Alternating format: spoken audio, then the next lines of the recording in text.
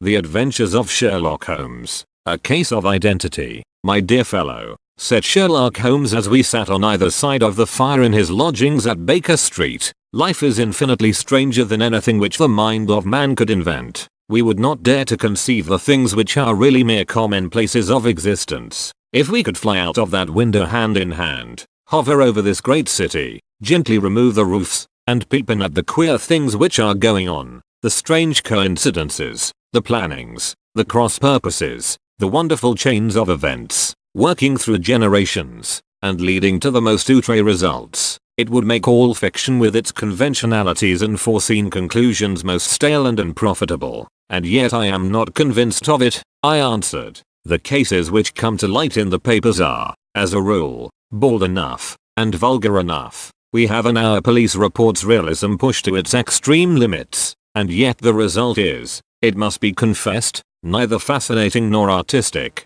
A certain selection and discretion must be used in producing a realistic effect, remarked Holmes. This is wanting in the police report, where more stress is laid, perhaps, upon the platitudes of the magistrate than upon the details, which to an observer contain the vital essence of the whole matter. Depend upon it, there is nothing so unnatural as the commonplace. I smiled and shook my head. I can quite understand your thinking so, I said. Of course, in your position of unofficial advisor and helper to everybody who is absolutely puzzled, throughout 3 continents, you are brought in contact with all that is strange and bizarre. But here, I picked up the morning paper from the ground. Let us put it to a practical test. Here is the first heading upon which I come. A husband's cruelty to his wife. There is half a column of print, but I know without reading it that it is all perfectly familiar to me. There is, of course, the other woman, the drink, the push, the blow, the bruise, the sympathetic sister or landlady.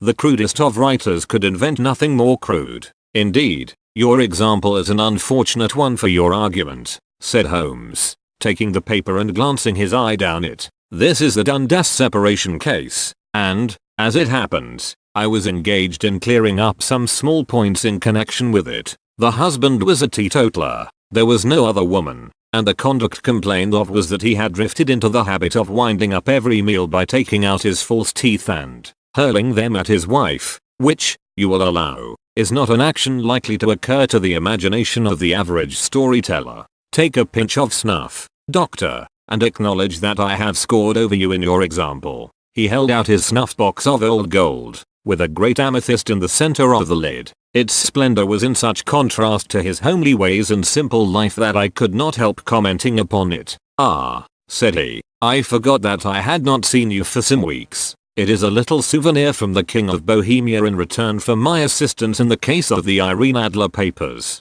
And the ring, I asked, glancing at a remarkable brilliant which sparkled upon his finger. It was from the reigning family of Holland, though the matter in which I served them was of such delicacy that I cannot confide it even to you, who have been good enough to chronicle 1 or 2 of my little problems. And have you any on hand just now? I asked with interest. Some 10 or 12. But none which present any feature of interest. They are important, you understand, without being interesting. Indeed, I have found that it is usually in unimportant matters that there is a field for the observation, and for the quick analysis of cause and effect which gives the charm to an investigation. The larger crimes are apt to be the simpler, for the bigger the crime the more obvious, as a rule, is the motive. In these cases, save for one rather intricate matter which has been referred to me from Marseilles, there is nothing which presents any features of interest. It is possible, however, that I may have something better before very many minutes are over,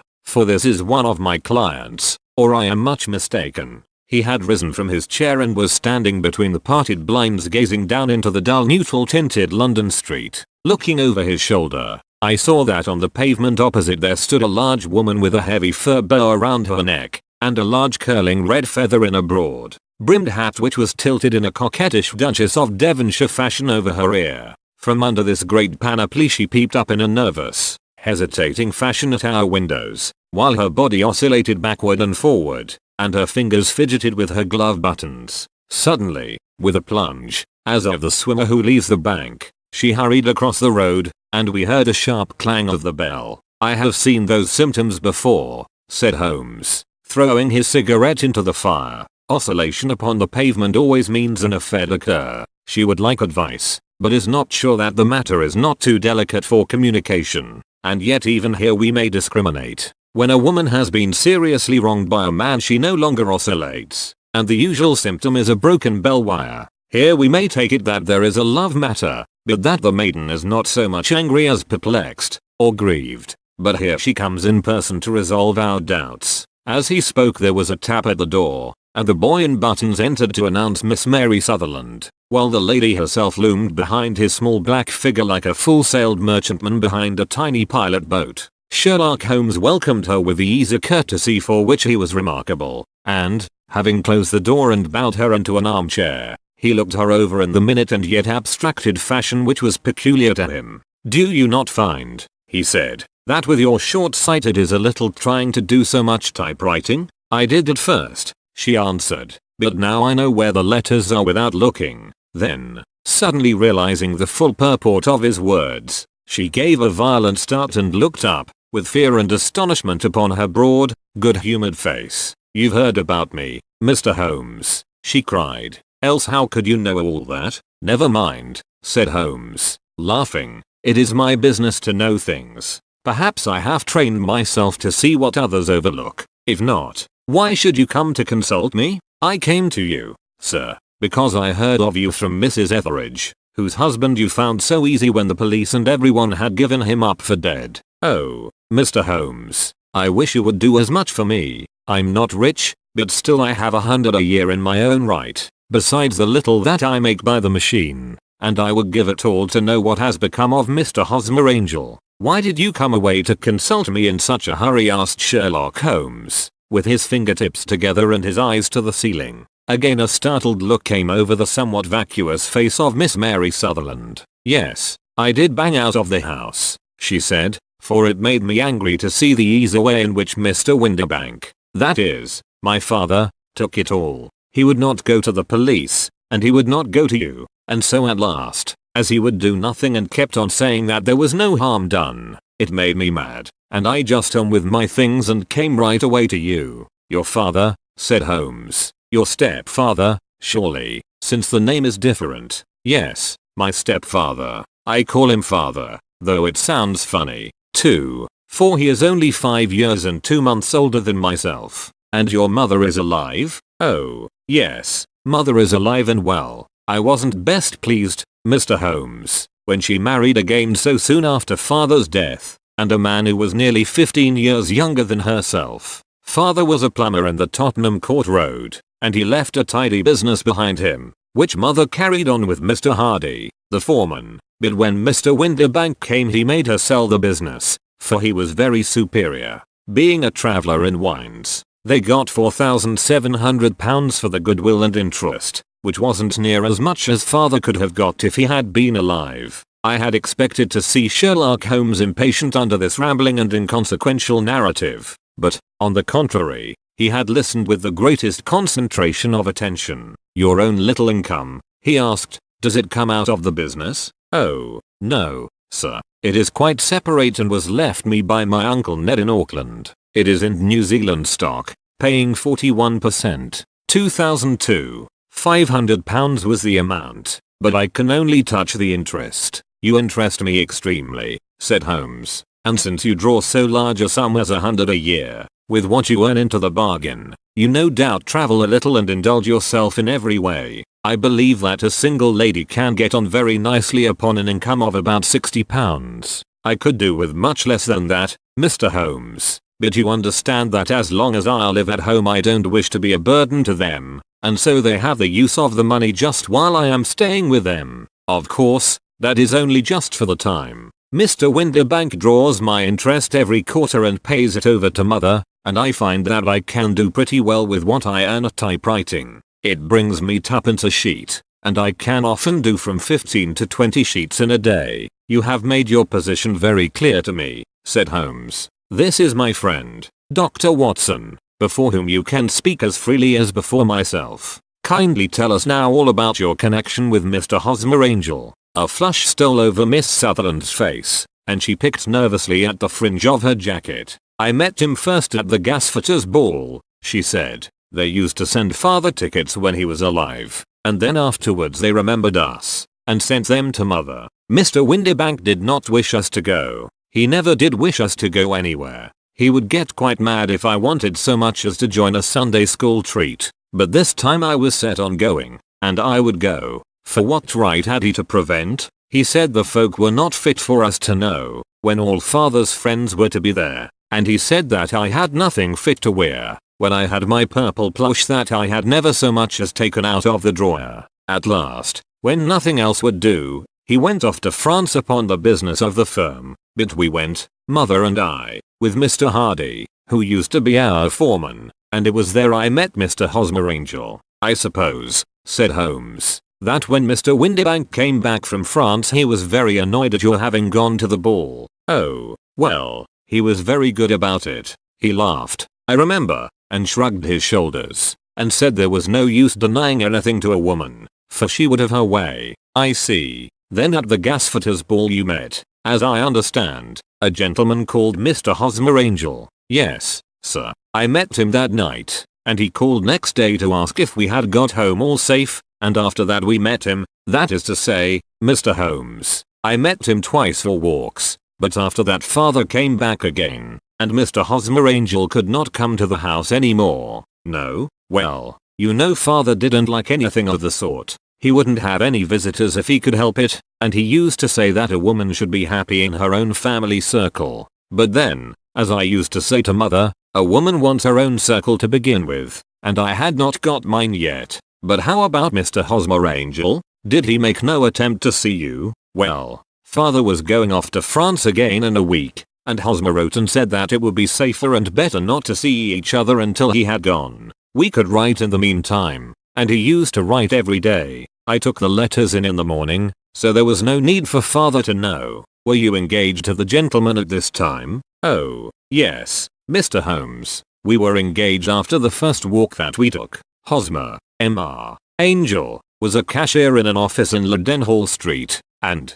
what office? That's the worst of it, Mr. Holmes. I don't know. Where did he live, then? He slept on the premises, and you don't know his address? No, except that it was Leadenhall Street. Where did you address your letters, then? To the Leadenhall Street post office, to be left till called for. He said that if they were sent to the office he would be chuffed by all the other clerks about having letters from a lady, so I offered to typewrite them, like he did his, but he wouldn't have that, for he said that when I wrote them they seemed to come from me, but when they were typewritten he always felt that the machine had come between us. That will just show you how fond he was of me, Mr. Holmes, and the little things that he would think of. It was most suggestive, said Holmes. It has long been an axiom of mine that the little things are infinitely the most important. Can you remember any other little things about Mr. Hosmer Angel? He was a very shy man, Mr. Holmes. He would rather walk with me in the evening than in the daylight, for he said that he hated to be conspicuous. Very retiring and gentlemanly he was. Even his voice was gentle. He'd had the quinsy and swollen glands when he was young, he told me, and it had left him with a weak throat, and a hesitating, whispering fashion of speech. He was always well dressed, very neat and plain, but his eyes were weak, just as mine are, and he wore tinted glasses against the glare. Well, and what happened when Mr. Windibank, your stepfather, returned to France? Mr. Hosmer Angel came to the house again and proposed that we should marry before father came back. He was in dreadful earnest and made me swear, with my hands on the testament, that whatever happened I would always be true to him. Mother said he was quite right to make me swear, and that it was a sign of his passion. Mother was all in his favor from the first and was even fonder of him than I was. Then, when they talked of marrying within the week, I began to ask about father, but they both said never to mind about father, but just to tell him afterwards, and mother said she would make it all right with him. I didn't quite like that, Mr. Holmes. It seemed funny that I should ask his leave, as he was only a few years older than me, but I didn't want to do anything on the sly, so I wrote to father at Bordeaux, where the company has its French offices, but the letter came back to me on the very morning of the wedding. It missed him, then? Yes, sir, for he had started to England just before it arrived. That was unfortunate. Your wedding was arranged, then, for the Friday. Was it to be in church? Yes, sir. but very quietly. It was to be at St. Saviour's, near King's Cross, and we were to have breakfast afterwards at the St. Pancras Hotel. Hosmer came for us in a hansom, but as there were two of us he put us both into it and stepped himself into a four-wheeler, which happened to be the only other cab in the street. We got to the church first, and when the four-wheeler drove up we waited for him to step out, but he never did. And when the cabman got down from the box and looked, there was no one there. The cabman said that he could not imagine what had become of him, for he had seen him get in with his own eyes. That was last Friday, Mr. Holmes, and I have never seen or heard anything since then to throw any light upon what became of him. It seems to me that you have been very shamefully treated, said Holmes. Oh, no, sir. He was too good and kind to leave me so. Why, all the morning he was saying to me that, whatever happened, I was to be true, and that even if something quite unforeseen occurred to separate us, I was always to remember that I was pledged to him, and that he would claim his pledge sooner or later. It seems strange talk for a wedding morning, but what has happened since gives a meaning to it. Most certainly it does. Your own opinion is, then, that some unforeseen catastrophe has occurred to him? Yes, sir. I believe that he foresaw some danger, or else he would not have talked so, and then I think that what he foresaw happened, but you have no notion as to what it could have been. None. One more question. How did your mother take the matter? She was angry, and said that I was never to speak of the matter again. And your father? Did you tell him? Yes, and he seemed to think, with me, that something had happened, and that I should hear of Hosmer again. As he said, what interest could anyone have in bringing me to the doors of the church, and then leaving me? Now, if he had borrowed my money, or if he had married me and got my money settled on him, there might be some reason, but Hosmer was very independent about money and never would look at a shilling of mine. And yet, what could have happened, and why could he not write? Oh, it drives me half mad to think of it, and I can't sleep a wink at night. She pulled a little handkerchief out of her muff and began to sob heavily into it. I shall glance into the case for you, said Holmes, rising, and I have no doubt that we shall reach some definite result. Let the weight of the matter rest upon me now, and do not let your mind dwell upon it further. Above all, try to let Mr. Hosmer Angel vanish from your memory, as he has done from your life. Then you don't think I'll see him again? I fear not. Then what has happened to him? You will leave that question in my hands. I should like an accurate description of him and any letters of his which you can spare. I advertised for him in last Saturday's Chronicle, said she. Here is the slip and here are 4 letters from him. Thank you. And your address? Number 31 Leon Place, Camberwell. Mr. Angel's address you never had. I understand. Where is your father's place of business? He travels for Westhouse and Marbank, the great claret importers of Fenchurch Street. Thank you. You have made your statement very clearly. You will leave the papers here, and remember the advice which I have given you. Let the whole incident be a sealed book, and do not allow it to affect your life. You are very kind, Mr. Holmes, but I cannot do that. I shall be true to Hosmer. He shall find me ready when he comes back. For all the preposterous hat and the vacuous face, there was something noble in the simple faith of our visitor which compelled our respect. She laid her little bundle of papers upon the table and went her way, with a promise to come again whenever she might be summoned. Sherlock Holmes sat silent for a few minutes with his fingertips still pressed together, his legs stretched out in front of him, and his gaze directed upward to the ceiling. Then he took down from the rack the old and oily clay pipe, which was to him as a counselor, and, having lit it, he leaned back in his chair, with the thick blue cloud wreath spinning up from him, and a look of infinite languor in his face. Quite an interesting study, that maiden, he observed. I found her more interesting than her little problem, which, by the way, is rather a trite one. You will find parallel cases, if you consult my index, in Andover in 1977, and there was something of the sort at The Hague last year. Old as is the idea, however, there were 1 or 2 details which were new to me,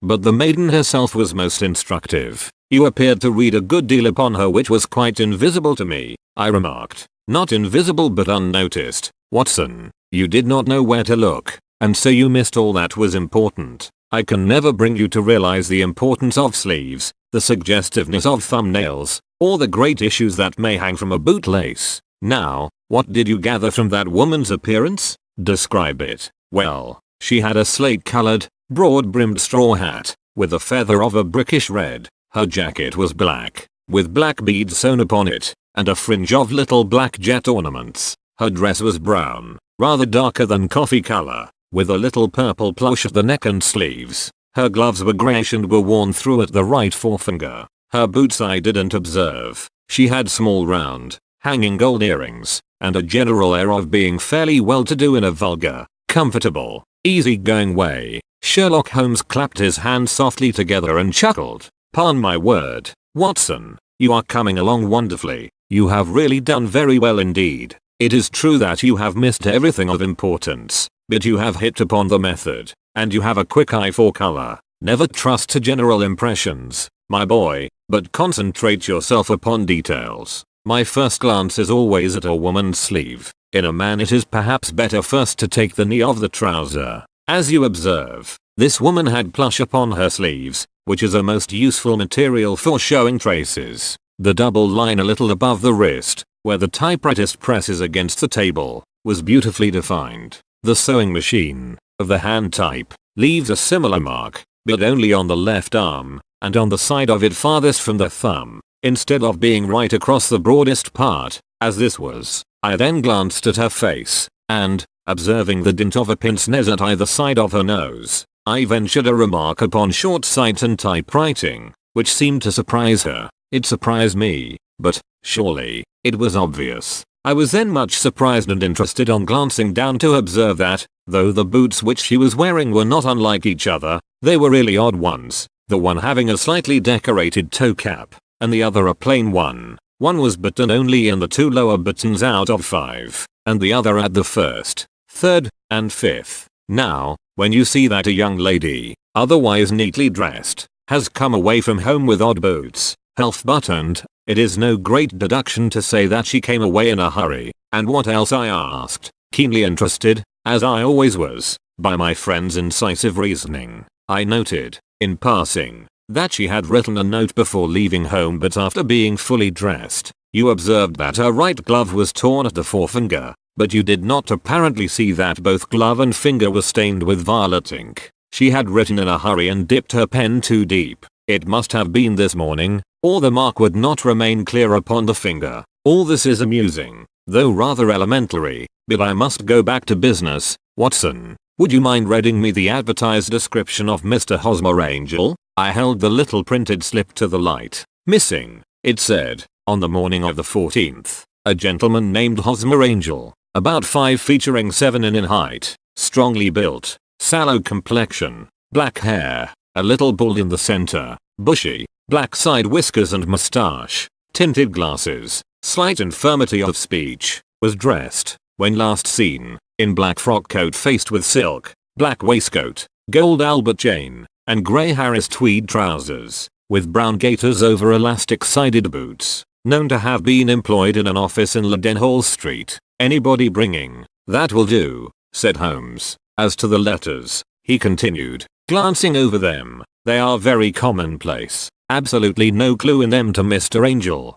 save that he quotes Balzac once. There is one remarkable point, however, which will no doubt strike you. They are typewritten, I remarked. Not only that, but the signature is typewritten. Look at the neat little Hosmer Angel at the bottom. There is a date, you see, but no superscription except Leadenhall Street, which is rather vague. The point about the signature is very suggestive. In fact, we may call it conclusive. Of what, my dear fellow? Is it possible you do not see how strongly it bears upon the case? I cannot say that I do, unless it were that he wished to be able to deny his signature if an action for breach of promise were instituted. No, that was not the point. However, I shall write 2 letters, which should settle the matter. One is to a firm in the city, the other is to the young lady's stepfather, Mr. Windibank, asking him whether he could meet us here at 6 o'clock tomorrow evening. It is just as well that we should do business with the male relatives. And now,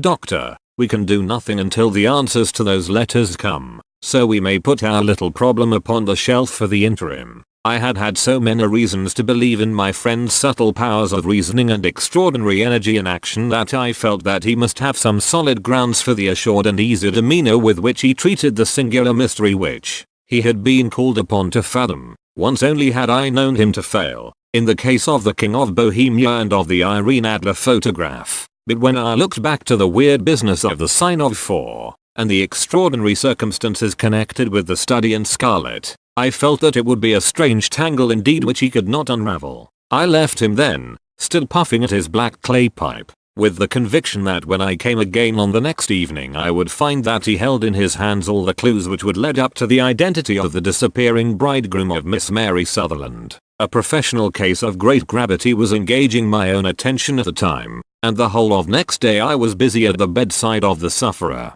It was not until close upon 6 o'clock that I found myself free and was able to spring into a hansom and drive to Baker Street, half afraid that I might be too late to assist at the denouement of the little mystery. I found Sherlock Holmes alone, however, half asleep, with his long, thin form curled up in the recesses of his armchair, a formidable array of bottles and test tubes, with the pungent cleanly smell of hydrochloric acid, told me that he had spent his day in the chemical work which was so dear to him. "Well, have you solved it?" I asked as I entered. "Yes, it was the bisulfate of baryta." No, the mystery," I cried. "Oh, that. I thought of the salt that I have been working upon. There was never any mystery in the matter, though, as I said yesterday, some of the details are of interest. The only drawback is that there is no law, I fear, that can touch the scoundrel. Who was he, then, and what was his object in deserting Miss Sutherland?" The question was hardly out of my mouth,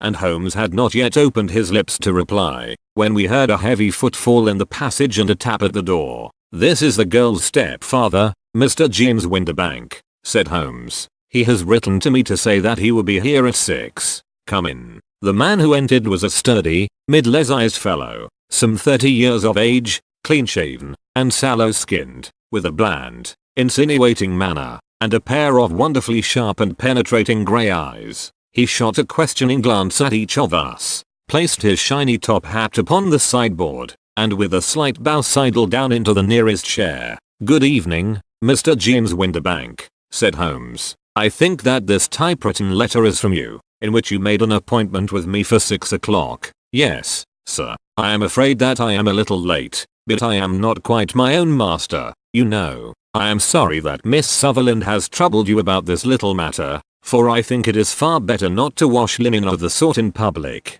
It was quite against my wishes that she came, but she is a very excitable, impulsive girl, as you may have noticed, and she is not easily controlled when she has made up her mind on a point. Of course, I did not mind you so much, as you are not connected with the official police, but it is not pleasant to have a family misfortune like this noised abroad. Besides, it is a useless expense, for how could you possibly find this Hosmer Angel? On the contrary, said Holmes quietly, I have every reason to believe that I will succeed in discovering Mr. Hosmer Angel. Mr. Windibank gave a violent start and dropped his gloves. I am delighted to hear it, he said. It is a curious thing, remarked Holmes, that a typewriter has really quite as much individuality as a man's handwriting. Unless they are quite new, no two of them write exactly alike. Some letters get more worn than others, and some wear only on one side. Now, you remark in this note of yours, Mr. Windibank, that in every case there is some little slurring over of the E, and a slight defect in the tail of the R. There are 14 other characteristics, but those are the more obvious. We do all our correspondence with this machine at the office, and no doubt it is a little worn, our visitor answered, glancing keenly at Holmes with his bright little eyes. And now I will show you what is really a very interesting study, Mr. Windibank. Holmes continued, I think of writing another little monograph some of these days on the typewriter and its relation to crime. It is a subject to which I have devoted some little attention. I have here 4 letters which purport to come from the missing man. They are all typewritten. In each case, not only are the E's slurred and the R's tailless, but you will observe, if you care to use my magnifying lens, that the 14 other characteristics to which I have alluded are there as well. Mr. Windibank sprang out of his chair and picked up his hat. I cannot waste time over this sort of fantastic talk, Mr. Holmes, he said. If you can catch the man, catch him, and let me know when you have done it. Certainly, said Holmes, stepping over and turning the key in the door. I'll let you know, then, that I have caught him. What where?" shouted Mr. Windibank, turning white to his lips and glancing about him like a rat in a trap. "Oh, it won't do, really it won't," said Holmes suavely. "There is no possible getting out of it, Mr. Windibank. It is quite too transparent, and it was a very bad compliment when you said that it was impossible for me to solve so simple a question." "That's right. Sit down and let us talk it over." Our visitor collapsed into a chair, with a ghastly face and a glitter of moisture on his brow. It's not actionable," he stammered. "I am very much afraid that it is not. But between ourselves, Windibank, it was as cruel and selfish and heartless a trick in a petty way as ever came before me. Now, let me just run over the course of events, and you will contradict me if I go wrong." The man sat huddled up in his chair, with his head sunk upon his breast, like one who is utterly crushed. Holmes stuck his feet up on the corner of the mantelpiece and, leaning back with his hands in his pockets, began talking, rather to himself, as it seemed, than to us. "The man married a woman very much older than himself for her money," said he, "and he enjoyed the use of the money of the daughter as long as she lived with them. It was a considerable sum, for people in their position, and the loss of it would have made a serious difference. It was worth an effort to preserve it. The daughter was of a good, amiable disposition, but affectionate and warm-hearted in her ways, so that it was evident that with her fair personal advantages, and her little income, she would not be allowed to remain single long. Now her marriage would mean, of course, the loss of £100 a year. So what does her stepfather do to prevent it? He takes the obvious course of keeping her at home and forbidding her to seek the company of people of her own age. But soon he found that that would not answer forever. She became restive, insisted upon her rights, and finally announced her positive intention of going to a certain ball. What does her clever stepfather do then? He conceives an idea more creditable to his head than to his heart. With the connivance and assistance of his wife he disguised himself, covered those keen eyes with tinted glasses, masked the face with a moustache and a pair of bushy whiskers, sunk that clear voice into an insinuating whisper, and doubly secure on account of the girl's short sight, he appears as Mr. Hosmer Angel, and keeps off other lovers by making love himself. It was only a joke at first, groaned our visitor. We never thought that she would have been so carried away.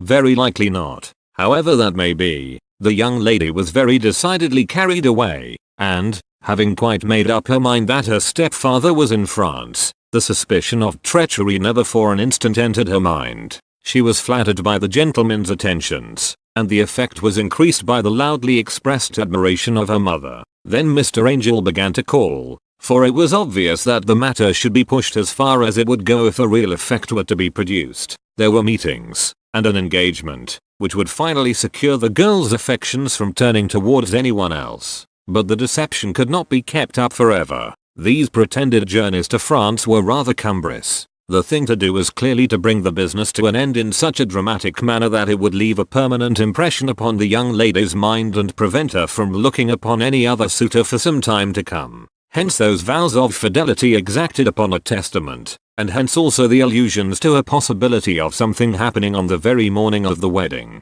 James Windibank wished Miss Sutherland to be so bound to Hosmer Angel, and so uncertain as to his fate, that for 10 years to come, at any rate, she would not listen to another man. As far as the church door he brought her, and then, as he could go no farther, he conveniently vanished away by the old trick of stepping in at one door of a four-wheeler and out at the other. I think that was the chain of events, Mr. Windibank. Our visitor had recovered something of his assurance while Holmes had been talking, and he rose from his chair now with a cold sneer upon his pale face. "It may be so, or it may not, Mr. Holmes," said he, "but if you are so very sharp you ought to be sharp enough to know that it is you who are breaking the law now, and not me. I have done nothing actionable from the first, but as long as you keep that door locked you lay yourself open to an action for assault and illegal constraint. The law cannot, as you say, touch you," said Holmes, and locking and throwing open the door. "Yet there never was a man who deserved punishment more.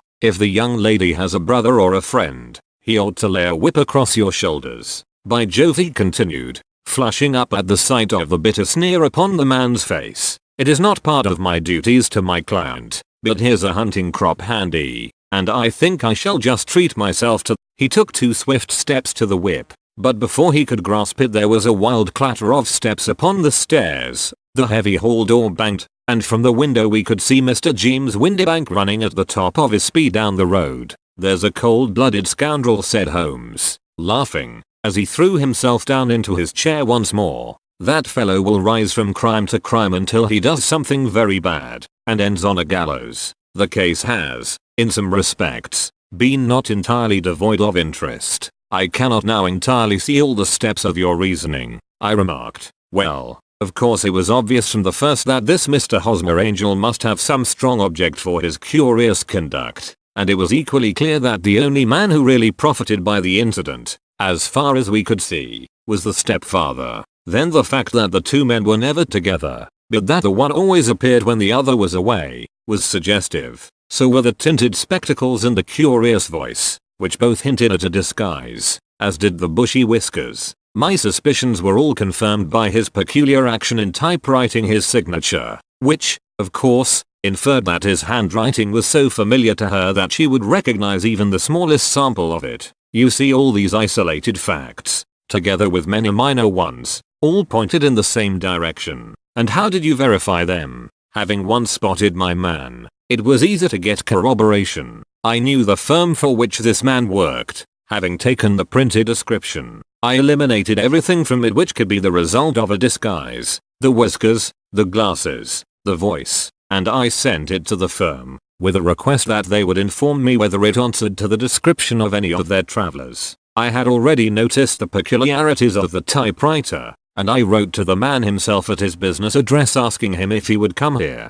As I expected, his reply was typewritten and revealed the same trivial but characteristic defects. The same post brought me a letter from Westhouse and Marbank, of Fenchurch Street, to say that the description tallied in every respect with that of their employee, James Windibank, Voilet out, and Miss Sutherland. If I tell her she will not believe me. You may remember the old Persian saying, "There is danger for him who taketh the tiger cub, and danger also for whoso snatches a delusion from a woman." There is as much sense in Hafiz as in Horace, and as much knowledge of the world,